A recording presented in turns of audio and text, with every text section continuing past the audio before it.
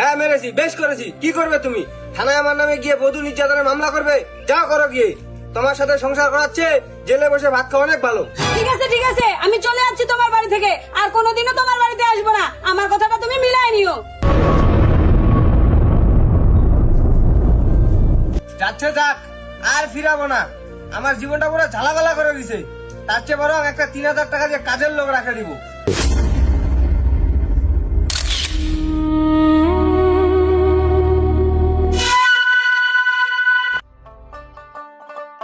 আরে ওইটা ভাইয়া না?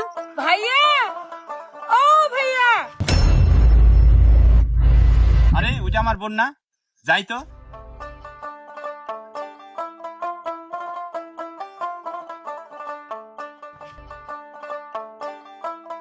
বোন, কি ব্যাপার?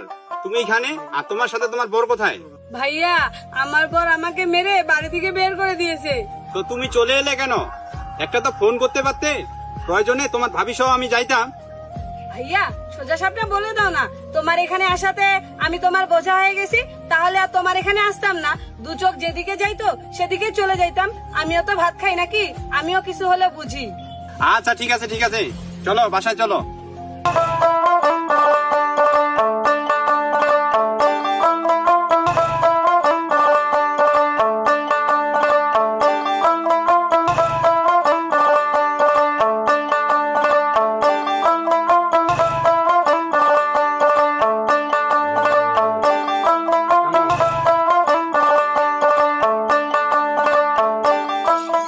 চুমকি, চুমকি, কি হয়েছে?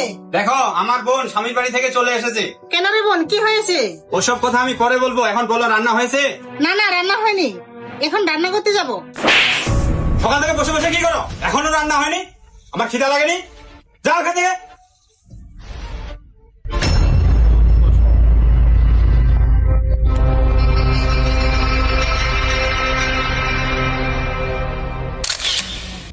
ভাইয়া, খাবে চলো, রান্না হয়েছে। তুমি এখান থেকে যাও, আমি খাবো না। আরে ভাইয়া চলো না, তোমার জন্য ভাবিও খাচ্ছে না। আরে বললাম তো এখান থেকে যাও। হুম? ভাবি, ভাইয়া ভাত খাইতে আসতেছে না, তুমি চলো, ভাইয়াকে ভাত খাইতে ডাকবে। দাঁড়াও, কেন তোমার ভাবি আমাকে ডাকতে যাবে? আমি তো তোমার ভাবিকে মেরেছি, তার তো উচিত আমার উপর রাগ করে থাকা। ভাইয়া, তোমরা কি এইভাবে অশান্তি ধরে থাকবে? আমার আর তোমার ভাবির মধ্যে অশান্তি লেগেছে, এটা দেখে তোমার খুব খারাপ লাগতেছে, তাই না বোন? তুমি যখন তোমার বরের সাথে ঝগড়া করে আমাদের এখানে এসেছো, এটা দেখে ঠিক আমাদেরও খুব খারাপ লেগেছে রে বোন। বোন, তুমি দেখলা আমি যখন তোমার ভাবির গালে চড় মারলাম, তোমার ভাবি আমার উপর কোনো অভিযোগ না করে চুপচাপ সোজা এখান থেকে চলে গেল। বোন, এটাই হলো বাড়ির বউদের নিয়ম।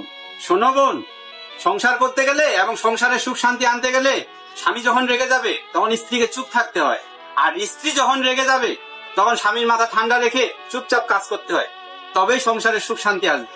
ভাই, তাহলে তুমি আমাকে বোঝানোর জন্য এসব করলে? হ্যাঁ বোন, ঠিক তাই। যাও এখন স্বামীর ঘরে ফিরে যাও। হ্যাঁ বোন, তোর মেয়ে ঠিক বলেছে। যাও এখন, তুমি স্বামীর ঘরে ফিরে যাও। ভাবি, তাহলে থাকো, আমি চলে গেলাম। হ্যাঁ ভাইয়া, তুমিও থাকো, চলে যাচ্ছি আমি আমার স্বামীর বাড়িতে। ঠিক আছে, সাবধানে যাও।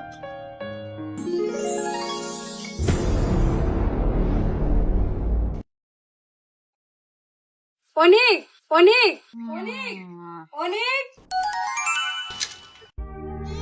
কি হলো, চলে আসলা যে? তোমার ভাই বাসা যাওনি তুমি? কেন কেন আমি বাবার বাড়িতে যাব? একবার যেহেতু বিয়ে করে এই বাড়িতে ঢুকেছি, মৃত্যু না হওয়া পর্যন্ত আমি এই বাড়ি থেকে বের হব না। সরো তো, সরো। শালার, আমি ওকে এত মারি এত বকি, তাও ও ফিরে চলে আসলো। না, ওকে আর বকা যাবে না। এই ঋতু শুনো। আবার কি হলো? ঋতু, আমাকে ক্ষমা করে দাও, আমার অনেক বড় ভুল হয়ে গেছে। আমি আর কোনোদিনও তোমার গায়ে হাত দিব না। ছি, তুমি এসব কি বলতেছো? একটা সুখের সংসার তৈরি করতে গেলে একজন স্ত্রীর মাথা গরম হলে স্বামীকে চুপ থাকতে হয়, আর স্বামীর মাথা গরম হয়ে গেলে একজন স্ত্রীকে চুপ থাকতে হয়, তবেই তো একটা সুখের সংসার হয়। বন্ধুরা, সংসার হলো এক কঠিন তপস্যার ধর্ম। যে ধর্ম পালন করতে গেলে আপনাকে অনেক শান্ত থাকতে হবে, তবেই আপনার ওই সংসার সুখের হবে। ধন্যবাদ।